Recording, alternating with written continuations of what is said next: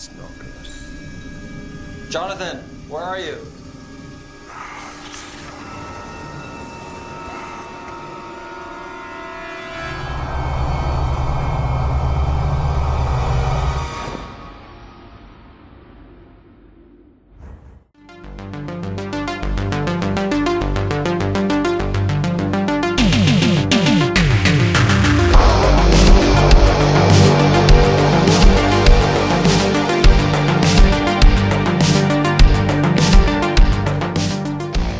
So we are talking about the movie Ghosts of Darkness. Now you may be thinking, oh, is that the one with Val Kilmer and Michael Douglas? You know, the one about the lions? No, that's the Ghost and the Darkness. It's completely different. So we are talking about Ghosts of Darkness, written and directed by David Ryan Keith. Now, this one is a low-budget, classic ghost story, and actually has quite a fun little premise, this one. It basically focuses on two rival paranormal investigators, if you like. One of them is a man of science, and he's a skeptic. He kind of doesn't believe in this kind of thing, or at least that's what he's kind of like told himself, and he uses scientific methods to kind of disprove basically kind of paranormal phenomena. And then we have this kind of like this psychic guy who is obviously a believer, and he's a bit of a kind of a swagger in his pace. He's a bit of a kind of a geezer. And these two initially don't get on, and they've been tasked to spend 3 nights in this large, kind of massive house in the kind of deep within the kind of like the wilderness of the Scottish Highlands, basically, with the idea being that they can kind of essentially claim that this house isn't haunted because there's been a series of deaths there. They'll be given a large chunk of cash. Inevitably, things take a turn for the worst. Things go bump in the night, and that's pretty much your movie. So what do I think of Ghosts of Darkness? Like I said, I actually had fun with this film. It's played with kind of tongue-in-cheek, but it actually does some things quite well. It's actually quite subtle in certain areas. And I think it's actually a real credit to the filmmakers not to sometimes spoon-feed you certain things. For example, even visual cues. We have a scene where the psychic guy is kind of like trying to kind of like speak to the spirits and all that, and then literally you have to notice a small mirror behind him where you'll see a face, and it really doesn't do one of those things where it kind of shows you the mirror to keep an eye on it. It just assumes that you're kind of looking out for it and things like that. So I thought that was really good. And kind of doesn't kind of like hold your hand throughout the movie. That was quite fun. And there are some pretty decent special effects here.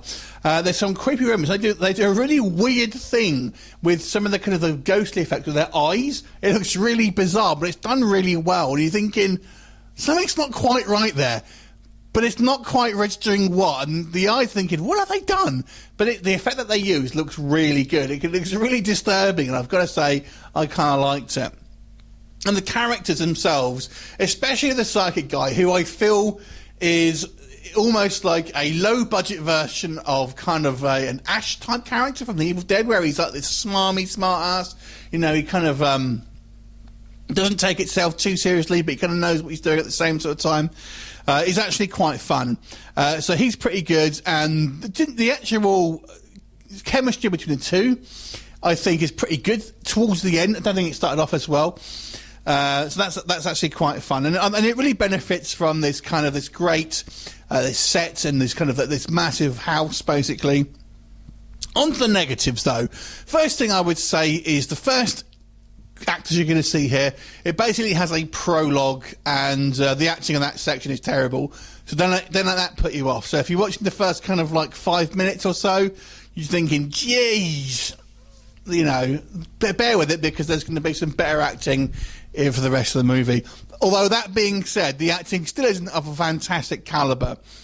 These guys, although they do some fun character work, the acting still isn't the best. And the guy playing the paranormal investigator, the scientific guy, is a little bit bland, I have to say. I mean, I think that's his character to a certain degree, but he's playing it to not be a particularly interesting type of character. He almost reminds me of the guy from Twin Peaks. I've forgotten the Agent Cooper, is it? It almost kind of reminds me of him in a certain way, the way he kind of plays this kind of like monotone, sardonic kind of voice. And there are, although I did like some of the special effects, there are there's odd choices in regards to some of the other ghostly effects. I mean, you can actually kill a ghost, physically kill a ghost in this film, which I found was an odd choice. And some of the kind of the makeup just doesn't look ethereal. It just looks like someone in makeup. So, although some of the effects work, some of them don't. The biggest and most grievous one of these is the CGI baddie at the end. Oh, that's crap. That is crap. But overall, I have to say I had fun with this film.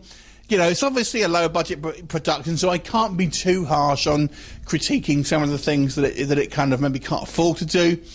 But it was a great, simple premise. I felt it was a fun movie, and it had some interesting characters, and I hope maybe that they can kind of move forward with this and almost bring certain characters into other films, basically, because I thought that was quite a fun way of doing it. So I actually got to say, I would probably recommend this film. I'll give it a 6.5. Have you seen it? What did you think of it? Leave me a comment. I look forward to seeing you next time. Bye for now.